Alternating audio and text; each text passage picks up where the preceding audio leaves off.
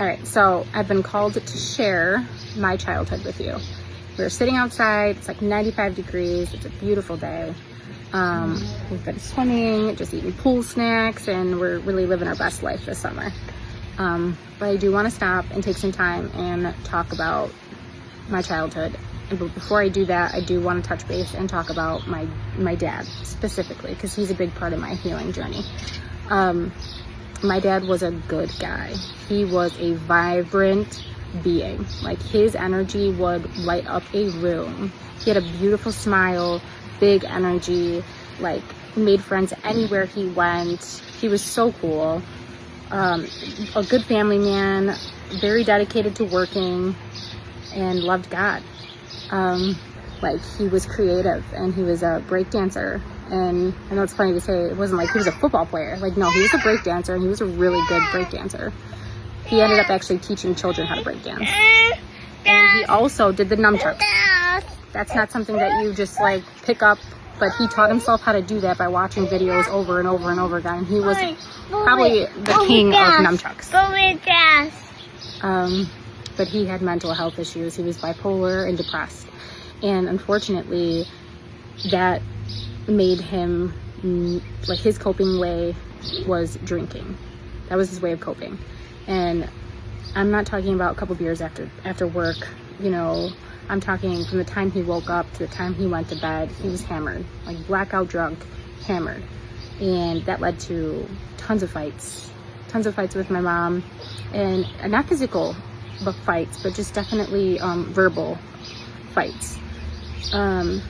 And, you know, my mom ended up having to work like 2 jobs at a time when he would be in his depressive episodes drinking, which left me and my sister at home with him. Like, we had to try to like take care of him basically. So that was a lot. You know, walking on eggshells, trying not to wake him up or like get him mad or set him off or whatever. He did pass away at a young age. He was 41 years old. And although we had a feeling, you know, with him going down this roller coaster of benders, you know, 6 months sober, 6 months drunk, 6 months sober, 6 months drunk, 1 year sober, 1 year drunk, like, it's going to take a toll on your life. So we knew either he was going to kill himself drinking, or he was going to eventually, hopefully, find God and get sober. But that didn't happen. So I did lose him. I was 19 years old when he died, which was a lot. Especially I was at that age where, you know, I went a little crazy.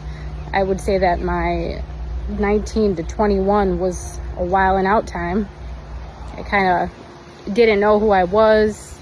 I numbed myself, drank like a rock star, partied like a rock star, didn't care about myself. Self-respect was out the window, craved attention.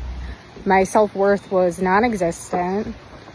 I could say definitely that I did not love myself. I didn't even know myself. I was just going, just being. And in this funk of a time in my life, you know, I acted out. I guess that's my way of like acting out, or numbing myself, or, you know, trying not to let my emotions get the best of me, I guess, right? So I was this wild teenager / 21-year-old.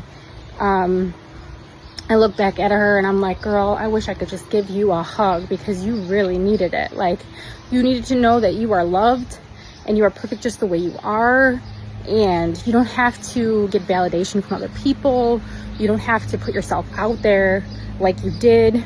Like, you know, the people who are meant to be in your life will come to your life. You know, you just, the way I acted out was so unresponsible, and I'm disgusted sometimes when I think about some of the things that I did, but it's life and it is what it is.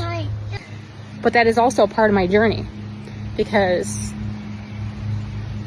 if it wasn't for that part of me, then there would be no growth, okay? I lost a lot of friends because I wasn't a good friend either at that time. Like, I had a lot of really good friends. I was a shit friend.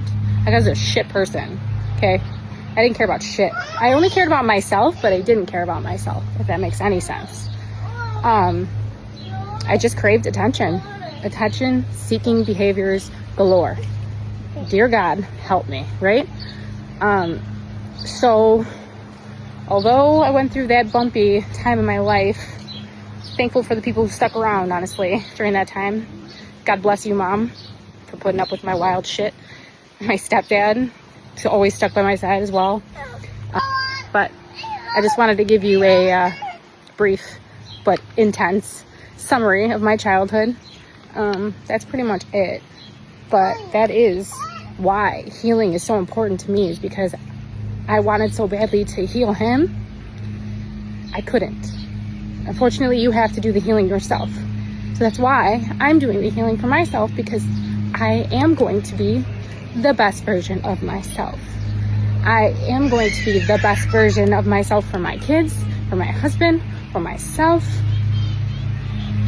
I don't quit. We don't quit. We don't give up. We do not give up. I will never give up. I will always, always, always be in search and take care of myself and heal the trauma that needs to be healed. And I will help teach whatever lessons I learned along the way. So if anybody has ever felt this way, I'm with you. I've been there. I've been through the shit, and it sucks. Fucking sucks. But you're not alone. Just know that. So, love and light to you.